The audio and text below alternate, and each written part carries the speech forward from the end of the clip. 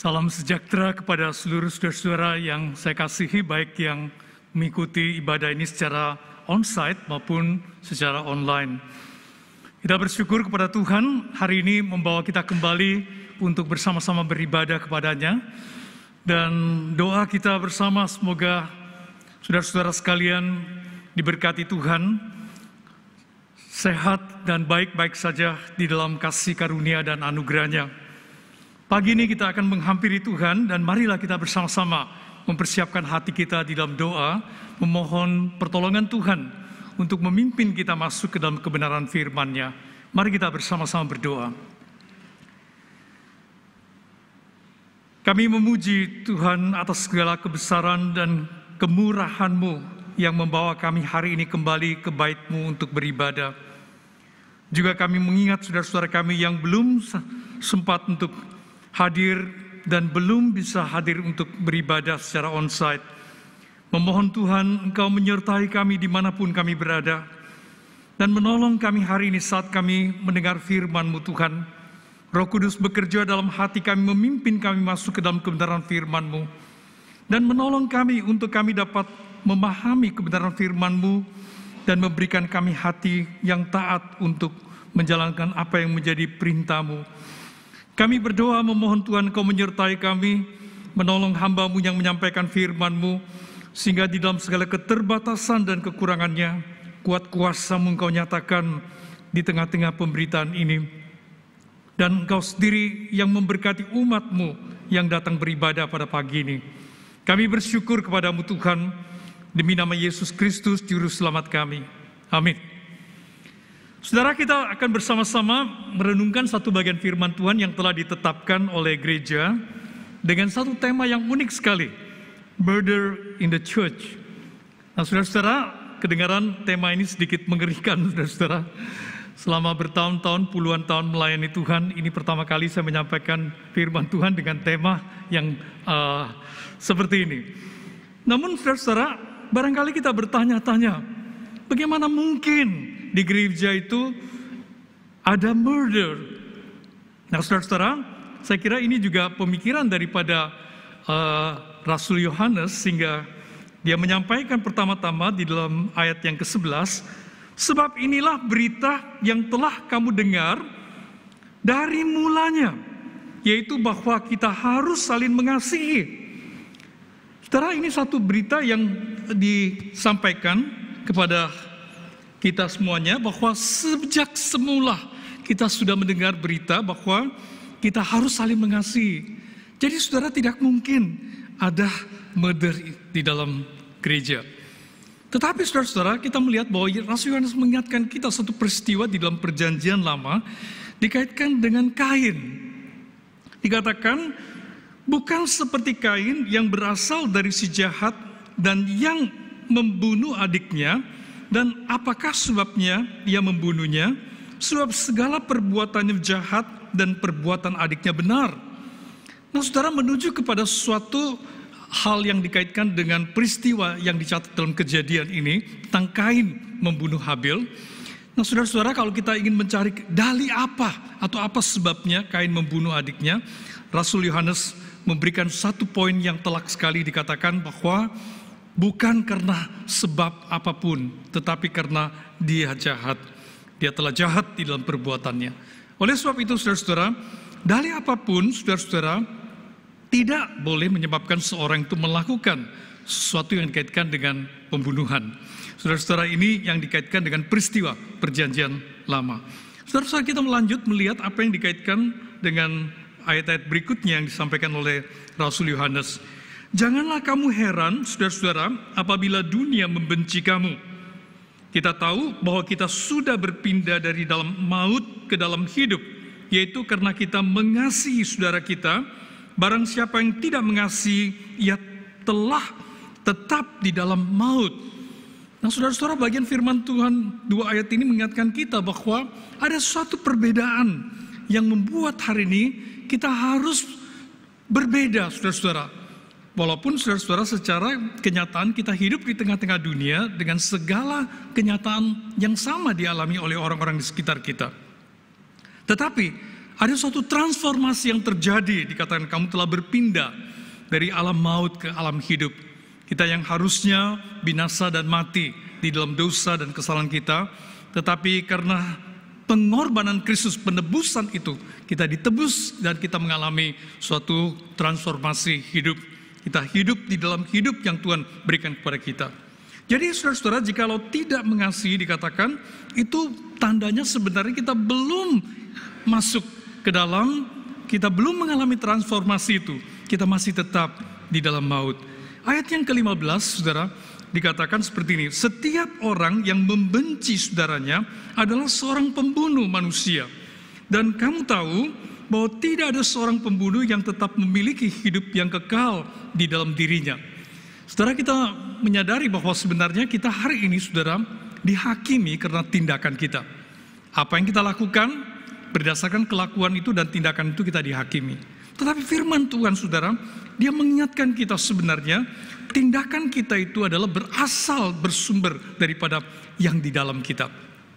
Oleh sebab itu dikaitkan dengan satu standar yang demikian tinggi, saudara-saudara, dikatakan barang siapa yang membenci saudaranya, dia adalah seorang yang membunuh. Saya kira saudara-saudara tidak ada satu hukum negara, walaupun saudara-saudara tentunya ada perbedaan, suatu pembunuhan yang berencana atau yang secara spontan, saudara, ada perbedaan hukumannya. Tetapi saudara-saudara, kita melihat kita tidak bisa dihakimi kalau belum menjadi satu tindakan. Tetapi firman Tuhan, saudara-saudara, dia melihat sesuatu yang lain yang tidak bisa kelihatan secara lahiriah, saudara. Sesuatu yang di dalam kita. Seorang yang membenci saudaranya dikatakan adalah seorang pembunuh manusia. Saudara, barangkali karena bagian firman Tuhan yang dari ayat yang ke-11 sampai ayat yang ke-15 ini, kemudian mengambil tema ini dan memberikan kita satu shock terapi untuk kita diingatkan, saudara-saudara, akan kebenaran firman Tuhan ini. Namun kita melihat Rasul Yohanes segera berpindah, saudara, dari sudut pandang lain. Kalau kita melihat dari ayat yang ke-16 seterusnya, maka dia berpindah dari sudut lain, melihat sesuatu yang seharusnya, saudara-saudara. Dia tidak berbicara lagi tentang murder in the church, tapi dia berbicara tentang saling mengasihi. Kita melanjutkan dengan ayat yang ke-16. Ayat yang ke-16 berbunyi demikian.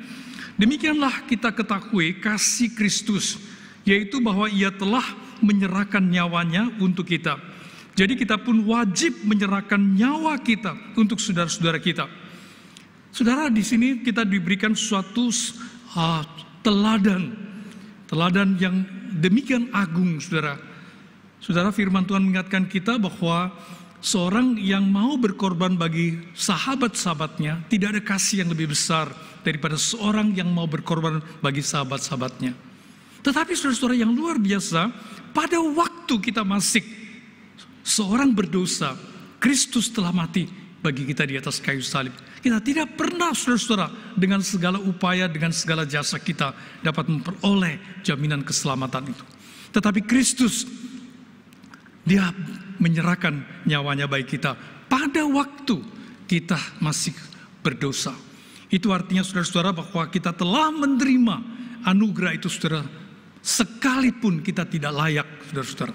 Kita hidup di dalam satu kondisi yang bermusuhan dengan Tuhan, berseteru dengan Tuhan, tetapi Kristus menyerahkan hidupnya bagi kita. Saudara, inilah teladan yang demikian tinggi, saudara-saudara, yang telah diberikan kepada kita sebagai umat Tuhan. Saudara, kita menyadari bahwa di dalam segala kelemahan kita sebagai umat manusia, kita menyadari bahwa kita sering tidak mampu, saudara, mengasihi orang-orang yang kita tidak sukai. Kita sering, saudara, sulit sekali memaafkan orang-orang yang bersalah kepada kita. Kita tidak pernah sanggup untuk melupakan barangkali perkataan-perkataan orang yang pernah menusuk hati kita atau yang membuat kita susah. Saudara, ini manusiawi sekali, saudara. Kita paham bahwa kita adalah hidup di tengah-tengah dunia ini dengan segala bentuk permasalahan dan pergumulannya. Dan saudara-saudara, tidak heran juga, saudara-saudara, kadang-kadang orang yang dekat dengan kita, barangkali satu rumah tangga dengan kita, terjadi, saudara-saudara, berbagai pergumulan yang barangkali membuat hati kita menyimpan suatu akar pahit. Dan saudara-saudara, berbahaya sekali, saudara-saudara, kalau kita tetap hidup di dalam segala ingatan kesalahan itu, saudara, barangkali itu akan berubah menjadi suatu kebencian. Saudara-saudara, manusia dengan manusia itu hubungannya unik sekali, saudara. Ada orang yang cepat sekali akrab dengan kita, tapi ada barangkali yang sulit sekali. Tetapi yang paling mengherankan adalah orang yang barangkali yang sangat kita kasihi, setelah mengalami suatu pergumulan panjang di dalam hidup ini, barangkali kita berubah, saudara-saudara. Timbul banyak sekali pergumulan-pergumulan, kisah yang terjadi di dalam kehidupan bersama, kemudian kasih kita mulai luntur, saudara. Nah, saudara-saudara, firman Tuhan hari ini mengingatkan kita bahwa demikianlah Kristus, saudara. Dia mati bagi kita, dia menyerahkan hidupnya bagi kita pada waktu kita masih adalah seorang yang berdosa. Oleh sebab itu, saudara-saudara, inilah yang membawa hari ini kita datang bersama-sama dan melihat firman Tuhan seperti cermin yang melihat diri kita. Apakah ada di dalam hati kita yang masih menyimpan kesalahan orang lain, yang hari ini membuat kita begitu sulit sekali untuk hidup di dalam saling mengasihi. Nah, saudara-saudara, ayat yang ke-17, saudara, membawa kita kepada satu pemahaman. Barang siapa mempunyai harta duniawi dan melihat saudaranya menderita kekurangan, tetapi menutup pintu hatinya terhadap saudaranya itu, bagaimanakah kasih Allah dapat tetap di dalam dirinya? Saudara-saudara, sesuatu pemahaman yang lebih konkret yang dinyatakan oleh Rasul Yohanes di dalam ayat yang ke-17 ini. Barangkali tidak selalu, saudara-saudara, dikaitkan dengan kebutuhan secara materi, saudara. Tetapi pada saat orang-orang di sekitar kita membutuhkan kita, saudara-saudara, apakah kita dapat menyatakan kehidupan kita sebagai umat Allah yang care kepada mereka, yang memberi perhatian kita, yang menolong mereka. Barangkali pada waktu ada pergumulan orang-orang di sekitar kita yang tidak pernah dijangkau oleh gereja karena dia belum pernah ke gereja. Tapi saudara hidup di tengah-tengah masyarakat kita, berada di tengah-tengah mereka. Sebagai umat Tuhan, perhatian seperti apakah yang kita berikan? Apakah kita memberikan prihatin kita, menyatakan prihatin kita, dan turut mendoakan dia? Bahkan saudara-saudara dikatakan secara konkret, di mana kita perlu melaksanakan atau menyatakan kasih itu tidak hanya dengan perkataan, tetapi lebih konkret. Saudara-saudara, ayat yang berikutnya, ayat yang ke-18 mengingatkan kita. Pada waktu Rasul Yohanes yang sudah lanjut usia, dia berbicara kepada seperti anak cucunya, saudara. Dia berkata demikian, anak-anakku, marilah kita saling mengasihi, bukan dengan perkataan atau dengan lidah, tetapi dengan perbuatan dan dalam kebenaran. Saudara, perbuatan tanpa kebenaran, saudara, dia kehilangan maknanya. Tetapi saudara-saudara, dengan hanya kebenaran, tidak ada perbuatan, tidak sejalan, saudara-saudara, dengan kebenaran yang kita alami, yang kita pahami dalam hidup kita. Saudara, satu kali peristiwa, kelompok orang yang melaksanakan tugas pelayanan diakonia, saudara, turun ke jalan, saudara-saudara, membawa nasi, saudara, dan khusus memberi perhatian kepada mereka yang di bawah kolong jembatan, saudara-saudara. Nah, saudara, ini pasti bukan dari GKI Pluit, saudara-saudara, jadi bukan programnya GKI Pluit. Tetapi saudara, mereka melaksanakan itu, saudara-saudara, dan orang-orang di bawah jembatan itu tentunya kaget sekali, saudara. Ini bukan hari Raden Ajen Kartini, tapi lihat ibu-ibu dengan slogan t-shirt yang menuliskan kasih dari surga, saudara-saudara, turun ke jalan dan beri mereka makan. Saudara, mereka bertanya, ada apa ini kok hari ini kita diberi makan? Saudara-saudara, jawaban yang sebenarnya yang kalau harus jujur kita sampaikan, barangkali seperti ini. Karena ini adalah program diakonia, saudara-saudara. Barangkali hati kita tidak sesungguhnya mengasihi, tetapi ini karena program. Kita melayani program itu lebih daripada barangkali mengasihi. Saudara-saudara, kita sering sekali, saudara, melakukan banyak hal di mana kita perlu pertanyakan apakah tindakan itu adalah sesuai dengan hati kita, saudara-saudara. Sebaliknya, jika kita hanya berkata dengan kata-kata dan lidah, tapi tidak ada tindakan, maka saudara-saudara, itu pun tidak selaras dengan apa yang kita yakini di dalam kehidupan iman kita.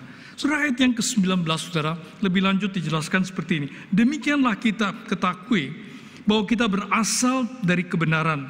Demikian pula kita boleh menenangkan hati kita di hadapan Allah. Saudara, saya percaya di dalam hati setiap manusia masih ada, saudara-saudara ya, walaupun tidak sempurna, masih ada, saudara-saudara, hati nurani yang mengingatkan kita. Tapi hati nurani itu begitu lemah saat sudah telah kabur dan telah luntur karena tercemar dengan berbagai hal. Namun saudara-saudara, sebagai orang percaya, Allah memberikan kita sesuatu yang jauh lebih pekah daripada hati nurani yang sudah luntur itu, adalah Roh Kudus yang di dalam hidup kita sebagai umat percaya. Saudara-saudara, dikatakan di dalam ayat yang ke-20, sebab jika kita dituduh olehnya, Allah adalah lebih besar daripada hati kita, serta mengetahui segala sesuatu. Ayat yang ke-21, saudara-saudaraku yang kekasih, jikalau hati kita tidak menuduh kita, maka kita mempunyai keberanian percaya untuk mendekati Allah. Saudara, ayat-ayat ini saudara menolong kita saudara untuk menyadari saudara-saudara bahwa pergumulan di dalam hati kita itu kadang-kadang juga menjadi sesuatu yang mengingatkan kita saudara-saudara. Apakah kita mentaati apa yang menjadi kebenaran itu yang di dalam perintah Tuhan untuk kita laksanakan. Saat kita melakukan sesuatu, tidak hanya tindakan saudara-saudara, tetapi sesuatu yang kita lakukan, kita juga bertanya kepada diri kita, apakah yang saya lakukan ini sesuai dengan hati saya, sesuai dengan kebenaran yang saya yakini di dalam hidup ini. Saudara-saudara, ayat yang selanjutnya, saudara, ayat yang ke-22 berkata demikian, dan apa saja yang kita minta, kita akan memperolehnya daripadanya, karena kita menuruti segala perintahnya dan berbuat apa yang berkenan kepadanya. Menarik sekali saudara-saudara, kita selalu menyadari atau mengira bahwa sesuatu yang kita berikan adalah suatu kehilangan bagi kita. Tetapi saudara-saudara, firman Tuhan mengingatkan kita, jikalau kita melakukan itu karena kebenaran dan karena perintah Tuhan, apakah Tuhan tidak tahu, saudara-saudara? Barangkali orang di sekitar kita tidak perlu tahu, atau kita tidak perlu memproklamasikan, saudara, mengingatkan orang bahwa kita telah berbuat ini dan itu. Tetapi Tuhan tahu. Dan saudara-saudara, menarik sekali, ayat ini tidak banyak, saudara, tetapi ayat ini, ayat yang menyatakan seperti ini tidak banyak, saudara, dituliskan, karena kita tidak melakukan sesuatu untuk satu imbalan. Tetapi Allah sumber daripada segala berkat itu, saudara, Dia tahu apa yang kita lakukan. Dikatakan orang yang melakukan perintahnya, apa saja yang dia minta akan diperolehnya. Oh, saudara, jangan buru-buru kita salah paham, saudara ya. Sejak ini kita mulai banyak melakukan sesuatu supaya Allah jangan lupa kita ya, kita sudah berbuat banyak seperti itu. Saudara, marilah kita bertanya kepada diri, apakah yang kita lakukan itu karena memang kebenaran, karena kasih yang mendorong kita untuk kita lakukan, tanpa kita harus dipaksa, tanpa harus diprogram, tanpa harus barangkali ditentukan bagi kita untuk lakukan atau menjadi kewajiban kita untuk melakukan. Tapi sesuatu yang kita lakukan, saudara, karena kasih dalam hati kita, bukan kehilangan. Saudara, firman Tuhan mengingatkan kita di dalam bagian firman Tuhan yang lain, bahwa apapun kita yang lakukan itu seperti untuk Tuhan dan bukan untuk manusia. Dan saudara-saudara, kita akan sangat hati-hati dan serius sekali. Saya ingat sekali satu cerita yang menarik sekali tentang seorang anak sekolah minggu yang diberikan uang oleh ayah dan ibunya untuk ke sekolah minggu pada saat tentunya sebelum COVID, saudara. Saudara, dia membawa 2 lembar uang. Yang 1 lembar, saudara, dia harus berikan kepada Tuhan di dalam persembahan sekolah minggu pada pagi itu. Tapi yang 1 dia boleh pakai untuk nanti dia ke kantin beli makanan. Saudara, anak ini senang sekali, dia jalan kaki ke gereja, saudara-saudara, karena rumahnya tidak jauh. Tapi saudara-saudara, tanpa dia sadari, salah 1 lembar uangnya itu terjatuh, saudara, di jalanan. Saudara, karena terjatuh, saudara-saudara, dia sadar tinggal 1 lembar, saudara-saudara, uangnya itu. Dia mulai pikir tadi janjinya adalah 1 untuk Tuhan, 1 untuk dia. Lalu saudara, bagaimana ini sekarang sudah hilang 1? Lalu anak itu dia mengambil keputusan, dia berkata demikian, untung yang hilang Tuhan punya, bukan saya punya ya, saudara-saudara ya. Kadang-kadang kita sering, saudara, menghitung apa yang kita persembahkan itu yang paling lakukan itu sebagai satu kehilangan. Tetapi saudara, saya ingin katakan bahwa kita tidak pernah bisa memberi lebih banyak dari yang Tuhan berikan kepada kita. Apapun yang kita persembahkan. Tapi kalau satu hati nurani kita bergumul, saudara, mengingatkan kita bahwa sebenarnya kita itu lagi bergumul, sekalipun kita sudah beri, kita masih hitung-hitungan, saudara-saudara. Kita masih ingat bahwa aduh aku sudah beri banyak sekali ya. Tapi saudara-saudara, tidak seperti ini. Firman Tuhan mengingatkan kita bahwa apapun yang kita minta Tuhan berikan kepada kita, melebihi apa yang kita sanggup berikan kepada Dia. Jangan pernah berpikir saudara kita menjadi kekurangan, karena saat kita melaksanakan kebenaran itu dan kita melakukan apa yang menjadi perintah Tuhan di dalam kebenarannya. Saudara, ayat yang ke-23 mengatakan demikian. Inilah perintahnya, saudara, inilah perintahnya. Supaya kita percaya akan nama Yesus Kristus anaknya, dan supaya kita saling mengasihi sesuai dengan perintah yang diberikan Kristus kepada kita. Saudara, kita melihat bahwa Rasul Yohanes segera membawa kita kembali kepada inti daripada berita yang dia akan sampaikan tentang saling mengasihi di dalam rumah Tuhan. Saudara-saudara, ayat yang ke-24, ayat yang terakhir yang kita bacakan. Barang siapa menuruti segala perintahnya, ia diam di dalam Allah dan Allah diam di dalam dia, dan demikianlah kita ketahui bahwa Allah ada di dalam kita, yaitu Roh yang telah Ia karuniakan kepada kita. Saudara-saudara, satu pengalaman kita, saudara, di dalam kehidupan kita sebagai umat Tuhan, saat kita melakukan apa yang benar sesuai dengan perintah Tuhan, itu juga menjadi satu bukti bahwa Roh Tuhan ada di dalam kita, saudara. Kalau kita menjadi seorang yang percaya, tapi selama hidup kita, saudara, kita tidak pernah merasa perlu untuk kita melaksanakan kebenaran firman Tuhan, maka kita bertanya-tanya, saudara, apakah sesungguhnya saya ini adalah sudah sungguh-sungguh percaya dan Roh Tuhan ada dalam diri saya? Saudara, teguran-teguran yang keras yang ada dalam hati kita, saudara, itu membuktikan bahwa Allah di dalam kita, saudara-saudara, mengingatkan kita. Roh Kudus bekerja demikian untuk menolong kita, untuk mengingatkan kita. Saudara, saya tidak ingin berbicara secara muluk-muluk karena kita tahu bahwa kita adalah manusia yang penuh dengan kelemahan dan kekurangan.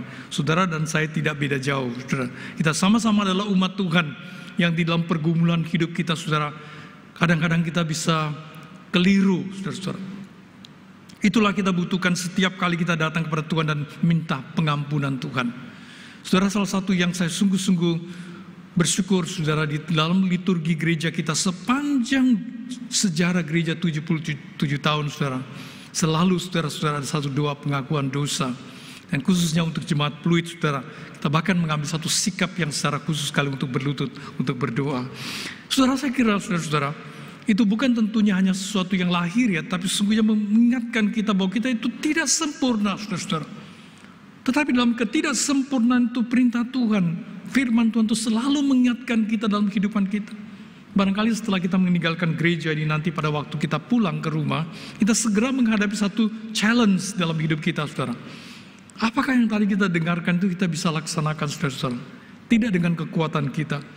Saudara-saudara, inti daripada firman Tuhan hari ini adalah Tuhan mau kita hidup di dalam kasih Allah.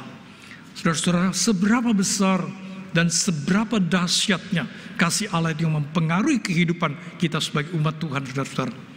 Itu sangat menentukan sekali, saudara-saudara, bagaimana dunia akan percaya atau tidak kepada Tuhan. Bagaimana kita dapat membawa seorang untuk percaya kepada Tuhan. Saya tidak percaya, saudara-saudara, jika saudara kita baru berantem dengan tetangga kita, kemudian besoknya kita ngajak dia ikut kebaktian kebangunan rohani di GKI Pluit, saudara. GKI Pluit, saudara. Agak sulit ya untuk dia bisa percaya, saudara-saudara. Tetapi apakah kita adalah seorang yang terima saja dan tidak akan merespon pada suatu kesalahan? Saudara, kita harus merespon, tapi dengan sikap yang berbeda. Saudara, yang pertama, saudara, kita harus belajar untuk meneladani Kristus. Saudara, Yesus pernah menyampaikan suatu kata yang singkat sekali, tapi itu suatu pelajaran yang seumur hidup kita. Dia katakan, belajarlah seperti aku.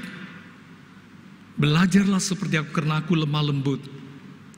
Pikul lakuk yang aku berikan kepadamu. Saudara-saudara, ini adalah sesuatu yang Tuhan nyatakan, saudara-saudara. Belajarlah seperti aku. Pikul lakuk yang kuberikan. Artinya tidak mudah, saudara, memikul beban yang berat itu. Tetapi artinya kuk itu saudara, artinya bukan saudara saja yang menanggung, dia juga ikut menanggung saudara. Kuk itu artinya bersama-sama menanggung saudara. Tuhan sepenanggungan di dalam kita memikul kuk yang dia berikan kepada kita. Dan saudara-saudara, dia sudah menyatakan itu saudara dalam pengorbanannya di atas kayu salib. Saudara, Yesus juga pernah mengatakan, seluruh kehidupan kita saudara umat Tuhan, kalau kita katakan sulit menjadi orang Kristen, saudara, kalau kita bergumul dengan kekuatan kita sudah sulit sekali. Tetapi saudara-saudara, Yesus katakan, pikulah salibmu dan ikut aku. Saudara, inilah yang Tuhan mau kita lakukan di dalam hidup kita. Pikulah salibmu dan ikut aku. Saudara, dia selalu menjadi standar dan selalu berjalan di depan kita saudara. Pioneering perjalanan itu adalah dia yang lakukan saudara. Kita hanya mengikuti dia. Saudara-saudara, kita diingatkan kembali ayat yang 16 tadi kita baca. Demikianlah kita ketahui kasih Kristus, yaitu bahwa ia telah menyerahkan nyawanya untuk kita. Jadi kita pun wajib menyerahkan nyawa kita untuk saudara-saudara kita. Saudara, begitu sulit sekali standar ini saudara ya. Jangankan menyerahkan nyawa saudara ya. Untuk rela berkorban untuk sesuatu kita pun kadang-kadang sulit ya. Tapi inilah standar yang diberikan. Dia tidak pernah menurunkan standarnya karena kita tidak sanggup melakukan. Yang kedua saudara-saudara, saling mengasihi dengan perbuatan dan dalam kasih. Saling mengasihi dalam perbuatan dan dalam kasih. Saudara, selalu kita ingat saudara-saudara, perbuatan atau tindakan kasih itu tidak hanya dalam tindakan, tetapi juga dalam kasih saudara ya, dalam apa yang dalam hati kita. Inilah yang kita tadi pelajari saudara dalam ayat yang ke-18. Pada waktu Rasul Yohanes mengatakan, anak-anakku, marilah kita mengasihi bukan dengan perkataan, tetapi bukan hanya dengan perkataan atau dengan lidah, tetapi dengan perbuatan dan dalam kebenaran. Dan dalam kebenaran. Saudara, melakukan sesuatu tidak dalam kebenaran, itu hanya sekedar suatu program, suatu acara, sesuatu yang dikaitkan dengan kewajiban barangkali. Tetapi mengasihi dan melakukannya, itulah perintah Tuhan. Yang ketiga saudara-saudara, mentaati perintah Tuhan untuk saling mengasihi. Saudara, saya ingin sekali melihat bahwa ini adalah sesuatu yang bukan kita bisa tawar saudara. Bukan katakan karena kita tidak mampu maka kita tidak lakukan saudara-saudara. Karena ini satu perintah yang diberikan saudara-saudara, di garis bawah saudara. Di dalam firman Tuhan ada two great saudara ya. Great yang pertama adalah great commandment. Great commandment ini adalah saling mengasihi. Great yang kedua adalah great commission, adalah pergilah kamu jadikan segala bangsa muridku saudara. Two great di dalam hidup kita saudara. Kita hidup di dalam two great ini saudara. Dan perintah yang ini adalah perintah yang dikaitkan dengan kehidupan kita sebagai umat Tuhan. Yang kemudian kehidupan kita sebagai umat Tuhan akan menjadi satu kesaksian bagi dunia. Saudara-saudaraku yang kekasih, jika hati kita tidak menuduh kita, maka kita mempunyai keberanian percaya untuk mendekati Allah. Dan saudara-saudara, ayat yang ke-22 mengatakan, dan apa saja yang kita minta, kita memperolehnya daripadanya, karena kita menuruti segala perintahnya dan berbuat apa yang berkenan kepada Tuhan. Saudara-saudara yang kekasih, biarlah firman Tuhan saudara-saudara atas pertolongan Roh Kudus menolong kita untuk memahaminya saudara-saudara. Dan biarlah Tuhan kebenaran firman Tuhan tidak sekedar menjadi sesuatu yang menjadi pengetahuan kita dan pemahaman kita. Marilah kita terjemahkan kebenaran firman Tuhan menjadi suatu hal yang konkret di dalam kehidupan kita. Mulai saat kita bersama-sama saat ini, nanti pada waktu kita kembali ke rumah. Barangkali orang-orang yang saudara sekian tahun sulit sekali maafkan. Barangkali ada orang yang sekian tahun yang sangat menyakitkan saudara-saudara, tidak mampu untuk mengasihi dia. Tetapi atas kuat kuasa Tuhan, atas pertolongan Tuhan, kita melaksanakan perintah Tuhan, dan saya percaya ada suatu pembaruan yang terjadi dalam kehidupan saudara. Ada suatu transformasi yang terjadi dalam hidup saudara dan akan mempengaruhi dunia di sekeliling kita. Mari kita berdoa saudara. Ya Tuhan, terima kasih untuk kebenaran firman-Mu Kami sadar ya Tuhan, kami tidak mampu melakukan kebenaran firman-Mu ini. Karena kami terlalu lemah dan kerap kali kami jatuh ke dalam kesalahan yang sama. Tetapi Tuhan, biarlah firman-Mu menolong kami untuk melihat, menjadi suatu ingatan bagi kami.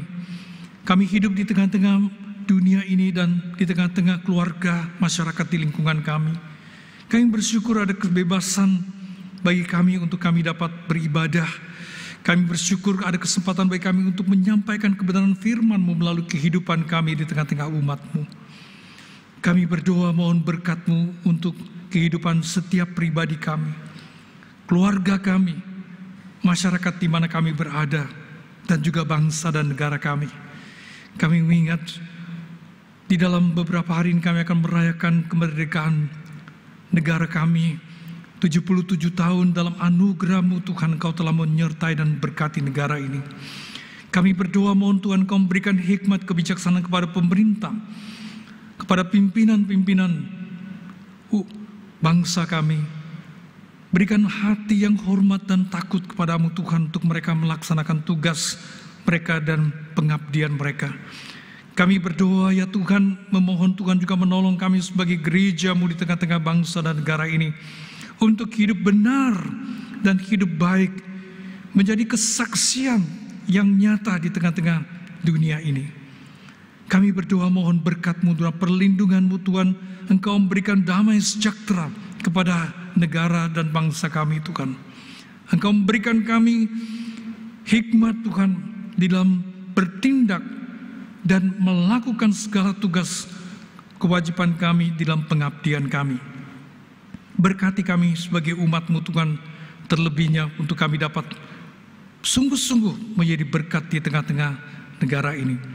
Kami berdoa dan kami bersyukur Tuhan untuk segala berkat dan kasih setia-Mu kepada kami. Demi nama Yesus Kristus kami mengalaskan doa dan permohonan kami. Amin.